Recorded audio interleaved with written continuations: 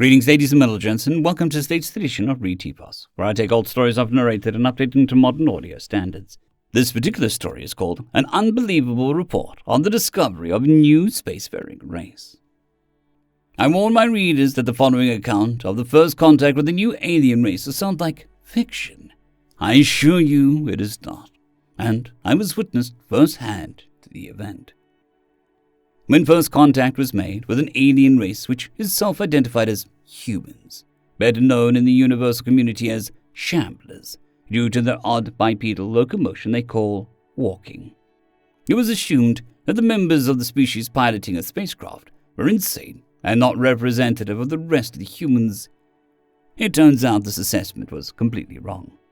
Humans were first discovered just outside of System 895-B, in a medium-sized vessel relative to commercial transports, carrying a crew of 500.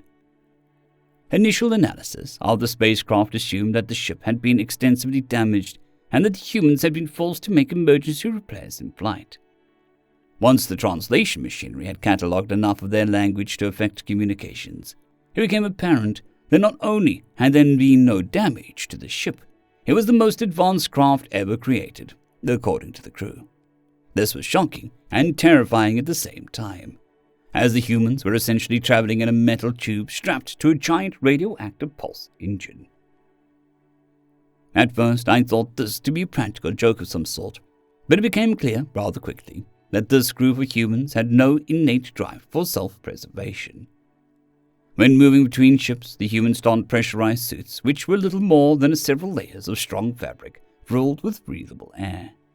I know this sounds absurd, but they sincerely believed this to be completely safe and claimed that they had fail-safes built in to prevent malfunctions from causing their insides to become their outsides.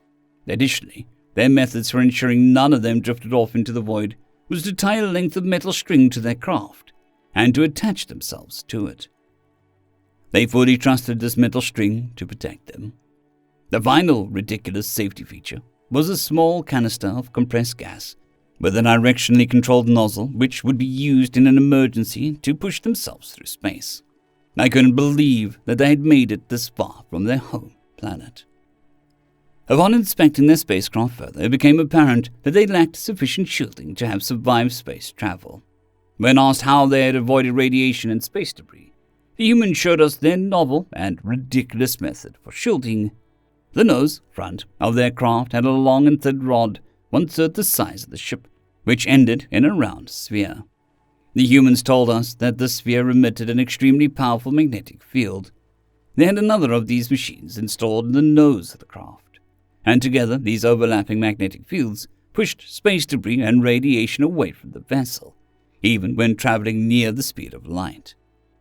They achieved near light speed by accelerating the ship through a magnetic cannon, and then maintained speed by pushing the spacecraft on constant streams of radioactive particles. I'm sure that you are twitching your mandibles right now in disbelief. How did they slow down, you must be thinking? This is the most absurd part of the story yet. They had what they called parachutes. Apparently, back on their home planet, they discovered how to fly, but couldn't find a safe way to fly.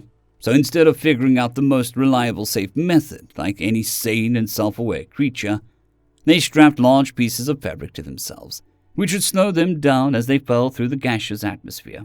Apparently, some of the species do this on a somewhat frequent basis for fun. The same concept has been applied to spacecraft, and upon reaching their destination, a planet much like their own of origin, they deployed massive metallic fabric half-spheres out of the rear of the craft to catch solar radiation and slow the craft down without liquefying the inhabitants. These giant metal sails were only attached to the craft with more metal string. They assured us each cable could lift the entire craft by itself. Further investigation and questioning led us to discover that not only did this group of humans think all of this was perfectly acceptable, they claimed that they were amongst the most intelligent of their species, and that was how they had been selected to crew the ship. The final and most ridiculous of their claims was that it took them only 200 circlings of their sun, equivalent to 100 circlings of my own planet, from the discovery of flight in atmosphere to today. Based on this claim, all of the evidence and my interactions with them I can say that I am absolutely certain the species has no genetic drive to preserve their own lives. They are a short-lived species, the oldest of them only reaching 100 years on average without medical intervention, which then only extends their life another 50 years on average, compared to the average lifespan of 1,000 human years of my own species. This may explain why they did not evolve a drive for self-preservation. Everything the humans do is the first way they discovered that doesn't kill all of them. They do not try to discover the safest manner in which to complete a task. They instead find the easiest method that probably won't kill them. I do not think that we should have made contact with them. I fear for the safety of the entire universe if these humans discover a method to travel faster than light, for it would most assuredly involve ripping apart the fabric of space. End of story. Story number 2. Her Mother's Rage, written by SambaMarqs.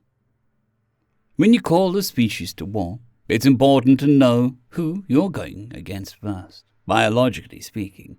That's specifically true if you're planning on going to war with humans. Humanity was a fast-growing species in the galactic collective. Ever since first contact, they proved themselves to be exceptional at just about any task, including espionage. Emerging species are often given 100 years of protection before any wars can be waged against them, so that they have a fair shot at defending themselves. Of course, that's not what happens in practice, as 100 years is hardly enough time to build a decent defense, at least most of the time.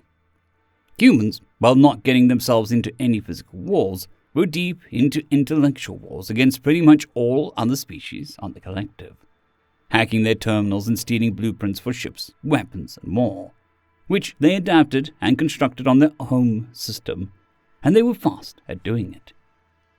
Just 87 years after first contact, while the 100-year head start was still in place, the Praetians, a particularly warmongering species, decided humanity was too dangerous. Every single attempt at protecting their databases were met with failure, as human hackers made quick work of their firewalls. And by the time the 100 years were over, humanity could potentially have a military as big as the Praetians themselves. And so they decided to break the rule and attack them while they still had an advantage. Attempts at breaking the humans' military were met with varying degrees of failure.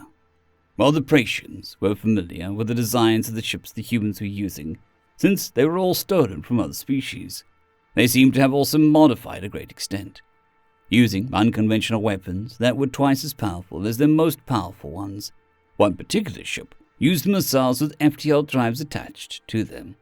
Up until that moment, FTL weaponry had never been thought of. Just the shock waves from those missiles coming into contact with a single target was enough to pulverize the entire fleet around it. It seemed like humanity was already too far ahead. Watching the Praetians get defeat after defeat against a barely established species was terrifying. But then they found a weakness, more so they thought. Some research showed that while their military bases were heavily armed, some structures, like non-major cities, weren't. They also discovered humans were particularly weak on the years shortly after spawn, and that humanity had special buildings to house those young humans during their developmental stage. And so the Praetians had new targets: schools, maternities, orphanages, hospitals, and others. Praetian ships would acquire the coordinates of such places, FTL at the edge of the solar system, and point their lasers at those structures before the human system defense fleet arrived. It seemed like a solid plan. By cutting the roots of the problem, they would ensure that the tree doesn't ever grow in the first place. Right? Wrong. You see, humans were no strangers to war. They had waged war against themselves for as long as their race itself existed. And so, over time, they created rules for war. One of those rules is that civilians should never be targeted. And, well, the Praetians did just that. And that would be bad enough on its own. But they target specifically children and newborn babies. And that's just about as the most abominable thing that you could do to a human. When faced with the possibility that their children might never have an opportunity to grow up, human soldiers were filled with an unmeasurable fury. Fleets exploded in size as more and more humans enlisted to protect humanity. They created bigger weapons and had the collective thirst for blood and justice. Threaten to kill a human, and they'll try to kill you first. Threaten to kill their children, and they'll make sure that you feel it. And so, the entire galactic community watched in horror as the humans showed their true power. The Bracians, as you all know, went extinct long ago.